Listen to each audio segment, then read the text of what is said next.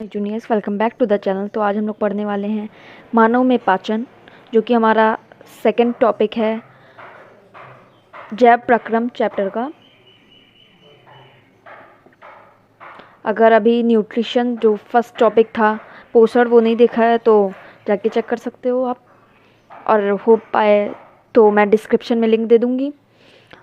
तो जैव प्रक्रम में सेकंड जो टॉपिक है मानव में पाचन, उसमें दो तरीके से पढ़ सकते हैं। एक तो हम डायरेक्ट टू फिगर पढ़ सकते हैं, एक हम पढ़ सकते हैं फिगर तो बाद में समझते ही हैं, बट पहले हम ऐसे ही थ्योरी वाइज पढ़ सकते हैं। मैं दोनों को एक में ही कैलकुलेट करके पढ़ाने वाली हूँ, तो मे भी थोड़ी सी वीडियो लंबी हो जाए तो बट अच्छे से समझ में आएगा, तो आई होप अच्छा लगे। तो फर्स्ट हमारा हम दो पार्ट में पढ़ते हैं। तो फर्स्ट टॉपिक आता है हमारा आहार नाल, और सेकंड जो आता है हमारा वो आता है ग्रंथियाँ। इसको हम बोलते हैं एलिमेंट्री कैनाल, इसको बोलते हैं डाइजेस्टिव पाचन ग्रंथियाँ बोलते हैं पाचन, तो इसको बोलते हैं इंग्लिश में डाइजेस्टिव ग्लैंड। एलिमेंट्री कैनाल के कौन कौन से पार्ट हैं? तो सबसे पहला आता है मुंह, मैं इंग्लिश भी बता रही हूँ माउथ, बिकॉज बायोलॉजी में तो इंग्लिश सबसे ज़्यादा इम्पॉर्टेंट हो जाता है। दूसरा आता है ग्रासनली, जिसे हम बोलते हैं फूड पाइप या ईसोफेगस। थर्ड जो आता है वो आता है हमारा आमाशय, जिसे हम बोलते हैं स्टमक। फिर आता है हमारा क्षुद्रांत, जिसे हम बोलते हैं स्मॉल इंटेस्टाइन। ये सारे आहार नाल के पार्ट है। अभी मैं समझाऊंगी आहार नाल भी क्या कैसे है। बृहदांत्र, बृहदांत्र को हम बोलते हैं लार्ज इंटेस्टाइन। फिर आता है मलाशय, फिर आता है गुदाद्वार, इसको बोलते हैं रेक्टम, इसको बोलते हैं एनस।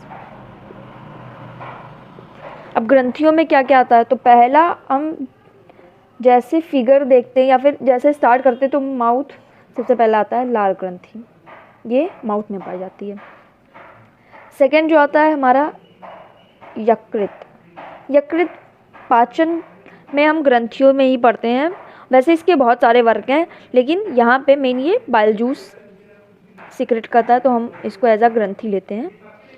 फिर आता है अग्न्याशय, ये पेनक्रियाटिक, इसको हम इंग्लिश में बोलते हैं पेनक्रियाज, तो ये रिलीज करता है पेनक्रियाटिक जूस, जिसे हम हिंदी में बोलते हैं अग्न्याशयिक रस। तो ग्रंथियों में हमें मेन 3 पढ़नी है अभी 10th के लेवल पे, और ये सारे अंग पढ़ने होते हैं। आहार नाल क्या है? आहार नाल को अगर हम कह सकते हैं सबसे छोटे फॉर्म में बोले तो आहार नाल क्या होगा कि स्टार्टिंग माउथ से लेकर फूड के पाचन के एंड में एनस तक, वैसे पाचन तो कह सकते हैं स्मॉल इंटेस्टाइन में कंप्लीट हो जाता है, बट यहाँ तक जो डाइजेशन की प्रक्रिया होती है, प्रक्रिया यहाँ ख़त्म हो जाती है, लेकिन जो हम पढ़ते हैं वो यहाँ तक पढ़ते हैं। तो यहाँ से लेकर यहाँ तक सब चीज़ ग्रंथियों को छोड़कर सब किस में आती हैं? आहार नाल में, मुंह, ग्रासनली और सारी चीज़ें। अब ग्रंथियाँ जो एंजाइम रिलीज़ करें या किसी टाइप का जूस रिलीज़ करें जो हेल्प करती हैं हमारे डाइजेशन में, विदाउट ग्रंथियाँ अगर हम कहें तो डाइजेशन नहीं हो पाएगा।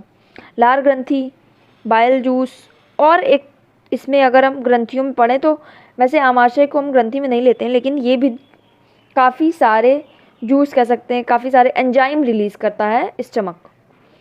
तो अब आहार नली में फर्स्ट जो आता है मुंह, तो वो तो मुंह में क्या पाई जाती है? लार ग्रंथियाँ। और लार ग्रंथियों का क्या काम है? लार ग्रंथियाँ मेन हमने 7th क्लास में याद तो नहीं होगा, बहुत कम स्टूडेंट्स को याद होगा। टाइलिन पढ़ा है, एक होता है लाइसोजाइम। टाइलिन की स्पेलिंग में पी जो होता है वो होता है हमारा, कह सकते हैं कि पी को साइलेंट होता है, साइलेंट पढ़ते हैं इसको। टाइलिन का क्या काम है?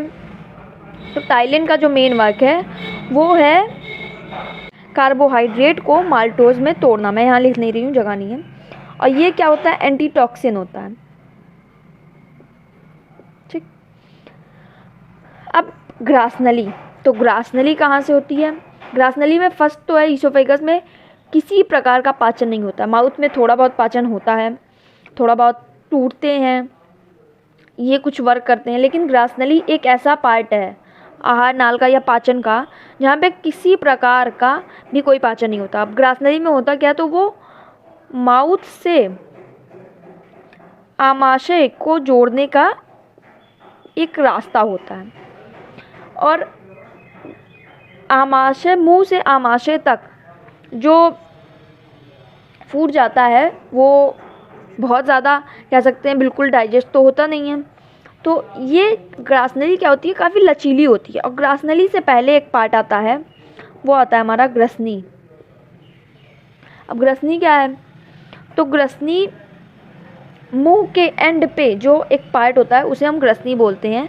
ये एक कॉमन पार्ट है रिस्पायरेटरी सिस्टम, और रिस्पायरेटरी यानी कि कह सकते हैं उसको हिंदी में हम रिस्पायरेशन यानी कि श्वसन तंत्र, और मानव पाचन का कॉमन होता है ग्रसनी।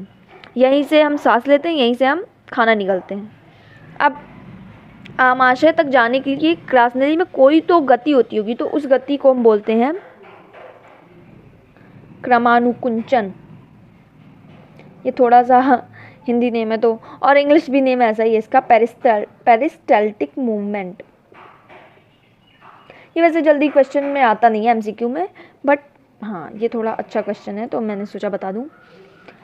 आमाशय से फूड कहाँ जाएगा, तो वो डायरेक्ट क्षुद्रांत में तो जाता है, लेकिन क्षुद्रांत के पहले, क्षुद्रांत के स्टार्टिंग में एक पॉइंट आता है, अभी मैं फिगर में जब बताऊंगी तो बता दूंगी। ऐसे जब यहाँ पे एक पॉइंट होता है, वहाँ पे हमारा यकृत से बाइल जूस और अग्न्याशय से पैनक्रियाटिक जूस आके इस पॉइंट पे फूड में हमारे मिल जाता है। पैनक्रियाटिक जूस, बाइल जूस का क्या काम है, तो बाइल जूस में भी दो होते हैं जो हमें कह सकते हैं बहुत मेन पार्ट में तो नहीं पढ़ना है, बट बाइल जूस में होता है बिलिरुबिन, बिलिबर्डिन, जो कि कुछ काम करते हैं। अब मैं उतना डीपली नहीं जा रही हूँ, बट बिलिरुबिन का क्या काम है, बिलिरुबिन अगर ज़्यादा हमारी बॉडी में हो जाएगा तो उससे हमें पीलिया बीमारी का खतरा बढ़ जाता है। और बिलिबर्डिन का भी ऐसा ही कुछ काम होता है, वो अभी मैं नहीं बता रही हूँ।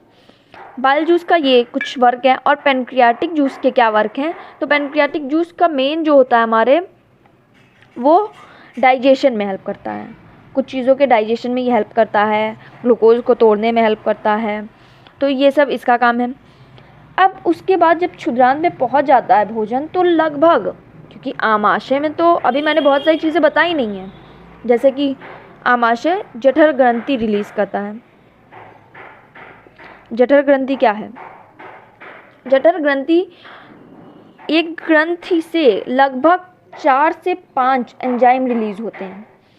चारों पांचों एंजाइम के अलग अलग काम है, जैसे कि पेप्सिन जो कि प्रोटीन को तोड़ता है, म्यूकस जिसे हम हिंदी में श्लेष्मा बोलते हैं या फिर इसको म्यूसिन भी बोलते हैं, वो क्या करता है, हम सबसे बेसिक HCl तो केमिस्ट्री और सब में जानते हैं। HCl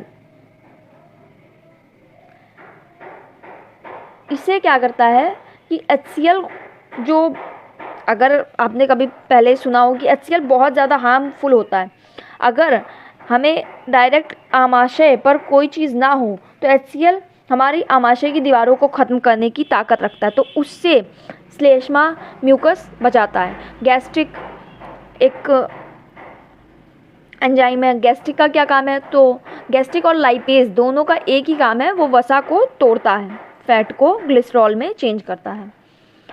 अब क्षुद्रांत में क्या क्या होते हैं काम, तो क्षुद्रांत में हम एक जानते हैं विलाय होता है। विलाय का क्या काम है, ये एक अंगुली नुमा संरचना पाई जाती है जो कि फूड को पूरा अवशोषित करने का काम करती है, लेकिन कुछ बच जाते हैं चीज़ें जिनका अवशोषण किस में होता है, लार्ज इंटेस्टाइन यानी कि बृहदांत्र में होता है। क्षुद्रांत में पूरा डाइजेशन खत्म हो जाता है फूड का। अब बृहदांत्र में क्या होता है केवल काम, तो बृहदांत्र में डायरेक्ट एक वर्क होता है कि बृहदांत्र में जल का अवशोषण होता है,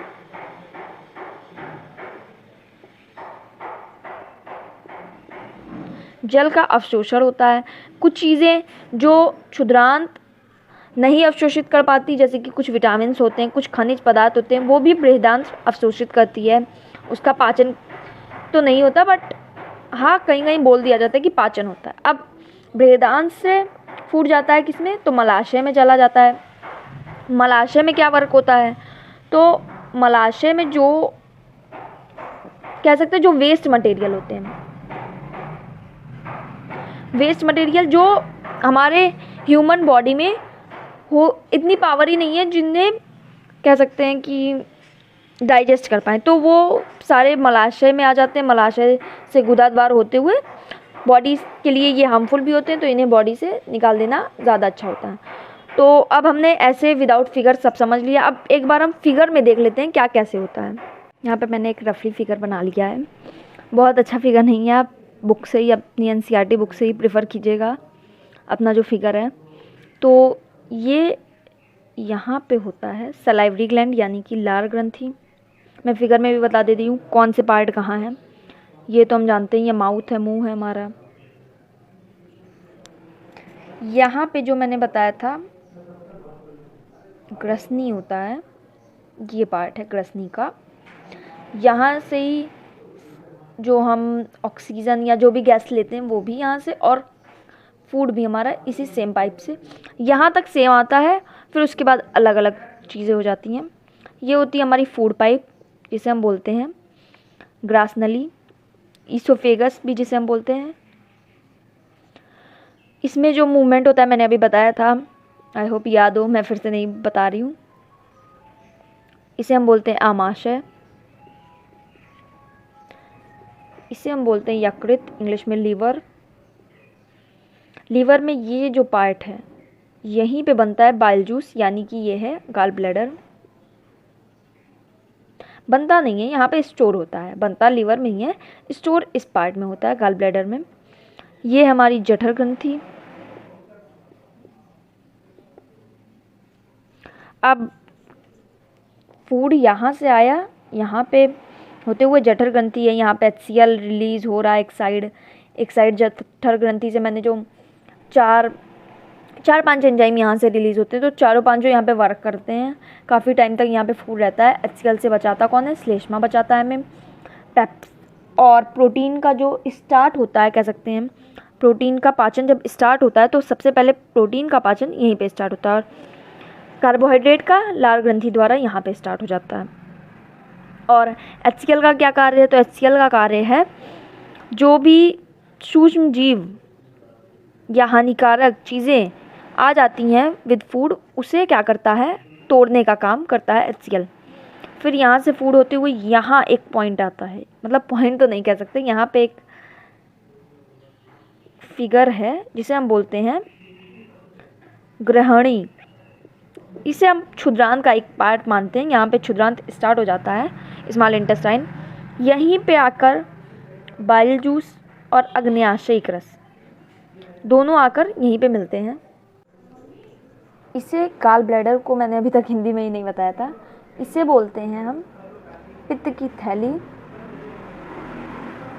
और बाइल जूस को हिंदी में बोलते हैं पित्तरस, यानी कि पित्त की थैली में पित्तरस स्टोर होता है। यहाँ से ये आके यहाँ पे, और यहाँ से अग्न्याशयिक रस यहाँ पे आके मिल जाते हैं दोनों।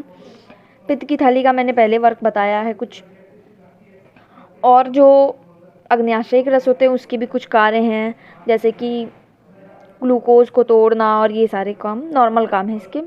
यहाँ से ये एक, यहाँ पे तो डायरेक्ट हमको लगेगा ये तो इस वो लार्ज इंटेस्टाइन में बृहदान्त्र में चला जा रहा है फूड, लेकिन नहीं, पीछे से एक रास्ता होता है जिसके माध्यम से यहाँ से फूड स्मॉल इंटेस्टाइन, बहुत बेकार मैंने फिगर बना दिया बट ठीक है, स्मॉल इंटेस्टाइन में पहुँच जाता है। स्मॉल इंटेस्टाइन में फूड का अवशोषण होता है मेन, किसके द्वारा होता है, विलाई के द्वारा होता है। ये क्या होती है, अंगुलीनुमा संरचना होती है। यहाँ पे यहाँ से जो अवशोषण और ये सारे काम होते हैं, यहाँ पे फूड का डाइजेशन ख़त्म हो जाता है। फिर फूड यहाँ से होकर यहाँ पे यानी कि बृहदान्त्र में चला जाता है। ये एक पार्ट है अपेंडिक्स।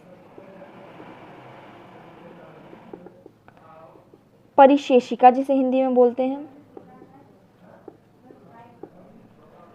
परिशेषिका का क्या मतलब है या फिर अपेंडिक्स का क्या मतलब है? तो परिशेषिका का आज के ह्यूमन में, यानी कि जो प्रेजेंट टाइम में हम लोग हैं, उनमें परिशेषिका का कोई काम नहीं बचा। पहले जब बहुत कॉम्प्लेक्स चीज़ें ह्यूमन खाया करते थे तब इसका काम होता था, अब इसका बॉडी में कोई काम नहीं बचा। ये कह सकते हैं कुछ होते हैं ना जो बिना काम के कुछ पार्ट्स हैं अभी भी हमारी बॉडी में, तो वो इनमें से एक है।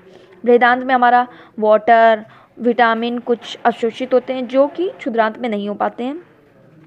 वो सारी कुछ कॉम्प्लेक्स चीज़ें यहाँ पे आकर अवशोषित होती हैं, कुछ कार्य होते हैं, और फिर यहाँ से मलाशय, और मलाशय में पहले इकट्ठा होता है, फिर गुदा द्वार द्वारा जो भी वेस्ट मटेरियल होता है उसे बाहर निकाल दिया जाता है। तो आई होप मानव में पाचन आपको पूरा समझ में आया हो। मानव में पाचन बहुत ज़्यादा बड़ा टॉपिक नहीं है, कह सकते हैं एक छोटा टॉपिक है, बट जब 7-8 टॉपिक एक चैप्टर में आते हैं ना तो जैव प्रक्रम बड़ा हो जाता है वहाँ पे। तो कोई नहीं, 7-8 टॉपिक में से अभी हमने 2 कवर कर लिया और भी हम आगे कवर करते रहेंगे। तो अगर वीडियो अच्छी लगी हो, समझ में आया हो, तो लाइक कर देना, शेयर कर देना और चैनल को सब्सक्राइब भी कर देना। तो मिलते हैं नेक्स्ट वीडियो में, तब तक के लिए बाय बाय।